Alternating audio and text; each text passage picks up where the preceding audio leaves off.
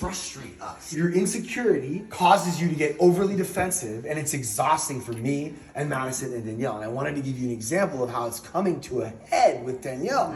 She's almost done. I don't ever get done.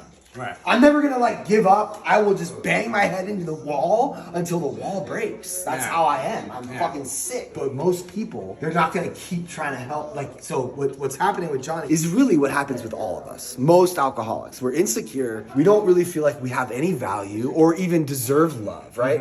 So you just said you feel like a little less than all of us. Well, no, I mean like you and your peer group that are like successful. Yeah, but what about Ryan and Madison? No, I feel like they're my equals from graduating the house. I kind of feel like I meant like the Agora Hills like stable 40-something crowd.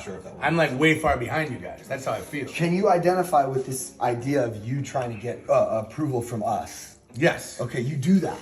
As a human. Yeah. Why? I like to feel like I'm accomplishing stuff and be told that I'm doing great. Yeah, me too. My love language is words of affirmation. My wife just recently discovered that. I don't know how she hasn't known that. But we're having a lot of problems right now. And she doesn't really give me a lot of great job, like for like trying to change the fucking world with this recovery shit or whatever.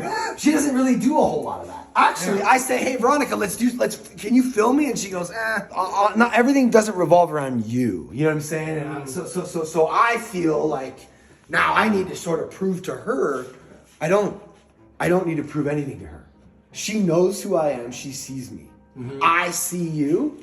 And I know who you are and I know your value and I tell you every day. Next time someone says, do better, don't give a million reasons why you didn't do good in the first place. Just say, okay. And inside your head, you know why you didn't do as good as you could have, but you don't need to tell everyone that. That's for you to work out. I mean, I've had this pep talk with him so many times. But that's the thing is, it's just because you don't ever say, didn't we already talk about this last week? Don't stop saying that to people you want in your life. I'm ready and willing to talk about this 100 more times with you. I've never understood until right now that it's when I explain why. It's any form of justification or excuse. I didn't know that when I explain shit, that's your biggest pet peeve. So Johnny, when you say the thing, you don't have to explain why the thing. We already heard the thing.